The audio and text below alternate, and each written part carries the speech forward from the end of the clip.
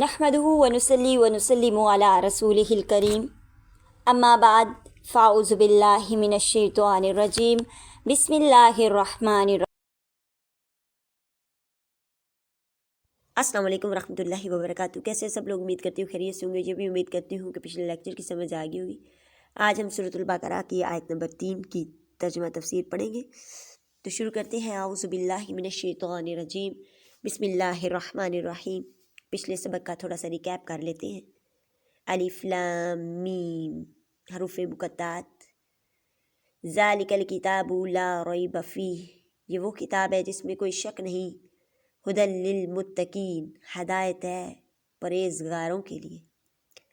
پھر ہمارا جو نیکسٹ کوسچن تھا وہ بنا کہ پرہیزگار کون سے لوگ ہیں، ٹھیک ہے۔ یہ پچھلے لیکچر میں نے آپ سے کوسچن یعنی آپ کا رہ گیا تھا، میں نے کہا تھا اس کا جواب بھی اگلی آیت میں آ گیا کہ پرہیزگار کون لوگ ہیں۔ یعنی اللہ نے کہا کہ یہ کتاب ہدایت ہے پرہیزگاروں کے لیے، متقیوں کے لیے۔ تو متقی کون لوگ ہیں وہ بھی اللہ نے آگے بتا دیا کہ متقی کون لوگ ہیں۔ الذین یؤمنون بالغیب ویقیمون الصلاۃ ومما رزقناہم ینفقون۔ الذین یؤمنون، الذین وہ لوگ، یؤمنون جو ایمان لاتے ہیں، الذین وہ لوگ، یؤمنون جو ایمان لاتے ہیں۔ اب ایمان کیا چیز ہے؟ ایمان کیا ہوتا ہے؟ ایمان ہوتا ہے مان لینا، ایکسیپٹ کرنا، یعنی کس چیز کو مان لینا، تسلیم کر لینا۔ کس سے؟ اس کے لیے شرط ہے کہ اس چیز کو مانا جائے دل سے بھی اس کو مانا جائے، زبان سے اس کا اقرار کر کے بھی اسے مانا جائے، اور عمل کر کے بھی۔ صرف دل سے مان لینا یا زبان سے مان لینا کافی نہیں ہے، عمل بھی کرنا۔ یعنی دل سے، زبان سے اور عمل سے، کس چیز سے ماننا؟ دل سے، زبان سے اور عمل سے، یعنی یہ ضروری ہے۔ تو وہ کیا کرتے ہیں؟ دل سے، زبان سے اور عمل، یعنی تینوں جو شرط ہیں اس کو پورا کر کے یعنی وہ ایمان لاتے ہیں۔ کس چیز پر؟ بالغیب، غیب پر۔ غیب کا لفظ جو ہے ان چیزوں کے لیے آتا ہے جو نگاہوں سے اوجھل ہو، جو نظر نہ آئے۔ تو بالغیب یعنی الغیب خاص چیزیں۔ تو وہ خاص چیزیں کیا ہیں؟ وہ چیزیں جو ہمیں نظر نہیں آتی، جیسے اللہ تعالیٰ، فرشتے، جنت، جہنم، صحابہ بھی ہم نے نہیں دیکھے، ٹھیک ہے، ہم ان پر بھی مان لاتے ہیں، صحابہ بھی تھے، ٹھیک ہے۔ تو وہ چیزیں جو ہمیں نظر نہیں آتی، تو اس کے لیے یعنی وہ ایمان لاتے ہیں۔ سب سے پہلی ان کی صفت ہے یؤمنون بالغیب۔ متقیوں کی سب سے پہلی صفت کون سی ہے؟ یؤمنون، وہ ایمان لاتے ہیں کس پر؟ بالغیب پر، یعنی غیب پر وہ کیا کرتے ہیں؟ ایمان لاتے ہیں۔ تو یہ کمال یہ نہیں ہے کہ آپ کے سامنے کوئی چیز آپ کو دکھا دی جائے، آپ اس کو مان لیں، یہ کمال نہیں ہے، ٹھیک ہے۔ تو کمال تو وہ ہوتا ہے نا جو آپ نے نہ دیکھا پھر بھی آپ اس کو دل سے تسلیم کریں، آپ کے دل میں اس کے لیے بالکل بھی شک نہ ہو، ٹھیک ہے۔ تو غیب کے متضاد میں لفظ حاضر استعمال ہوتا ہے نا، غیب اور حاضر۔ مثلا یہ کہیں کہ حاضر پر ایمان لائے ہیں تو یہ کمال نہیں ہے۔ یعنی اگر کوئی کہے کہ میں اس قلم پر ایمان لایا، قلم اس کے سامنے نظر آ رہی ہے، اسے وہ اس پر ایمان لایا، قلم پر، تو اس میں کوئی کمال نہیں ہے، ٹھیک ہے، کیونکہ سب دیکھ رہے ہیں۔ کمال کس میں ہے؟ جو نظر نہیں آ رہا۔ ہمارے خالق نے، ہمارا خالق اللہ، فرشتے، ان پر ایمان لانا۔ ہمارے خالق نے کہا جس پر کہ اس پر ایمان لاؤ، اور ہم کہتے ہیں ہم مانتے ہیں، ہم ایمان لاتے ہیں، ورنہ دیکھ کر ماننا تو ماننا نہ ہوا۔ تو اصل ماننا کیا ہوا؟ اصل ایمان لانا یعنی اصل کمال والی بات کیا ہوئی کہ بن دیکھے کس چیز کو تسلیم کر لینا، دل سے، زبان سے اور عمل سے۔ تو ان کی جو پہلی صفت ہے وہ کیا ہے؟ یؤمنون بالغیب، کہ وہ غیب پر کیا لاتے ہیں؟ ایمان لاتے ہیں۔ آگے ساتھ ہی ان کی جو ہے وہ دوسری صفت بھی بیان کر دی گئی، وَيُقِيمُونَ الصَّلَاةَ، کہ وہ نماز قائم کرتے ہیں۔ نماز قائم کرنے کا مطلب کیا ہے؟ کیا صرف ایسے ہی نماز پڑھ دینا کافی ہے؟ یعنی نماز قائم کرنے کا مطلب یہ ہے کہ نماز کی شرائط اور ارکان کو پورا کرنا۔ ارکان کیا ہے نماز کے لیے؟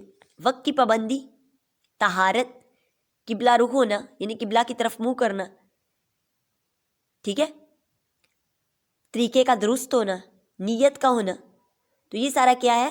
یہ اس کے ارکان ہیں۔ تو نماز قائم کرنے کا مطلب کیا ہے؟ کہ نماز کی شرائط اور ارکان کو پورا کرنا۔ حدیث شریف میں آتا ہے کہ ایک شخص جلدی سے نماز پڑھ کر آپ کے پاس آیا اور سلام کیا، تو آپ نے اسے کہا ارجی، لوٹ جا، یعنی دوبارہ نماز پڑھ۔ وہ دوبارہ گیا، پھر جلدی جلدی نماز پڑھی، پھر واپس آ گیا، آپ نے پھر کہا ارجی، لوٹ جا۔ پھر وہ اسی طرح اسے سیدھے یعنی بالکل تیزی تیزی سے نماز پڑھی، آرام سے، بالکل بھی نہیں، یعنی تیزی تیزی سے سجدہ کیا، تو آپ نے پھر کہا نماز پڑھ، یعنی واپس، تیری نماز نہیں ہے، دوبارہ لوٹا۔ تو نماز کو اطمینان سے پڑھنا، آرام سے پڑھنا، یعنی اس کا ہر جو رکن ہے، یہ نماز کا رکن، اس شخص قیام بھی کیا، رکوع بھی کیا، سب کیا، ٹھیک ہے، لیکن پھر بھی آپ نے اسے نماز کو لوٹانے کے لیے کہا، کیونکہ وہ تیزی تیزی سے پڑھا تھا اور تمام ارکان کی ادائیگی نہیں ہو رہی، تمام شرائط کی ادائیگی نہیں ہو رہی تھی، ٹھیک ہے، وہ پورے نہیں ہو رہے تھے، ٹھیک ہے۔ تو نماز کو اطمینان سے پڑھنا، آرام سے پڑھنا، سکون کے ساتھ، ٹھیک ہے، تیزی تیزی میں نہیں۔ تو اپنی اس چیز کا خیال رکھنا ہے کہ متقیوں کی دوسری صفت کیا ہے؟ وَيُقِيمُونَ، وہ قائم کرتے ہیں، پڑھتے نہیں ہیں، قائم کرتے ہیں صلاۃ، نماز کو، کہ وہ نماز کو کیا کرتے ہیں؟ قائم کرتے ہیں۔ صلاۃ کا لفظی معنی ہے دعا۔ الصلاۃ کا مطلب ہے یعنی خاص طریقے پر ادا کی ہوئی صلاۃ۔ بعض لوگوں کو اس کا مطلب لیا ہوا ہے کہ دعا ہے، جہاں دل چاہے وہاں نماز پڑھ لو، ایسے نہیں ہے، یعنی خاص طریقے پر ادا کی ہوئی صلاۃ، ٹھیک ہے۔ وَيُقِيمُونَ الصَّلَاةَ، کہ نماز قائم کرتے ہیں۔ پہلی صفت تھی کہ وہ یؤمنون بالغیب، غیب پر ایمان لاتے ہیں۔ دوسری آگی وَيُقِيمُونَ الصَّلَاةَ، کہ متقی لوگ نماز قائم کرتے ہیں، پڑھتے نہیں ہیں بلکہ کیا کرتے ہیں؟ قائم کرتے ہیں۔ وَمِمَّا رَزَقْنَاهُمْ يُنْفِقُونَ، وَمِمَّا، وا اور مما، جو، مما جو، رزقناہم، ہم نے انہیں رزق دیا ہے، ينفقون، وہ اس میں سے کیا کرتے ہیں؟ خرچ کرتے ہیں۔ رزقناہم، رزق دیا، رزقناہم، را، زا اور قاف، یعنی رزق، رزق ہر نفع مند چیز کو کہتے ہیں، ٹھیک ہے، یعنی فائدہ مند چیز کو رزق کہتے ہیں، کہ ہم نے جو انہیں رزق دیا، ينفقون، اس میں سے وہ کیا کرتے ہیں؟ خرچ کرتے ہیں۔ ينفقون جو ہے یہ نفق سے ہے، تو نفق کسے کہتے ہیں؟ سوراخ کو، یعنی انفاق سے ہے، اور ينفقون جو ہے، اور نفق جو ہے وہ انفاق سے ہے، ٹھیک ہے۔ انفاق کسے، نفق کسے کہتے ہیں؟ سوراخ کو، ٹھیک ہے، مطلب وہ خرچ کرتے ہیں نا، انفاق خرچ کرنا، اللہ کی راہ میں وہ کیا کرتے ہیں؟ خرچ کرتے ہیں، اپنے رزق میں سے خرچ کرتے ہیں، جو انہوں نے، اللہ نے انہیں روزی دی تو اس میں سے خرچ کرتے ہیں، ٹھیک ہے۔ جیسے زکوٰۃ، صدقات، نفقات وغیرہ، یہ تینوں چیزیں ينفقون میں آ جاتی ہیں نا۔ زکوٰۃ تو آپ کو پتہ ہے، ٹھیک ہے، ہر صاحب استطاعت پر فرض ہے۔ اس کے بعد صدقات جو ہے وہ مستحب ہے، مستحبات میں سے ہے نا۔ نفقات کیا ہوتے ہیں؟ نفقات یعنی بیوی، اپنے جو ان کے جو اہل و عیال ہیں ان پر خرچ کرنا، یہ لازم ہے۔ نفقات جو ہیں یہ لازم ہے، یعنی اللہ نے خرچ کرنا لازم کر دیا، ٹھیک ہے، یعنی بیوی کا نفقہ وغیرہ، ٹھیک ہے، اس کے لیے، سمجھ آ گئی؟ تو انفاق کے لیے کچھ شرائط ہیں، یعنی خرچ کرنے کی بھی کچھ شرطیں ہیں۔ سب سے پہلی، اسراف نہ ہو اس میں، یعنی ضرورت سے زیادہ اس کو خرچ نہ کیا جائے۔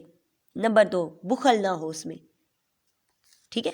اور نمبر 3، اقتصاد نہ ہو، اقتصاد یعنی نمبر 3 یعنی اقتصاد کے ساتھ اسے خرچ کرنا، اعتدال کے ساتھ، ٹھیک ہے۔ حدیث شریف میں آتا ہے کہ صدقہ کرنے سے مال کم نہیں ہوتا، اور آپ نے سنا ہوگا صدقہ جو ہوتا ہے وہ مال کو جو ہے وہ پاک کرتا ہے، ٹھیک ہے۔ زکوٰۃ تو اللہ نے جو آپ کو رزق دیا ہے اس میں سے خرچ کرنا، غریبوں میں اس کو تقسیم کرنا، ٹھیک ہے۔ امید کرتی ہوں آپ کو لیکچر کی سمجھ آ گئی ہوگی۔ السلام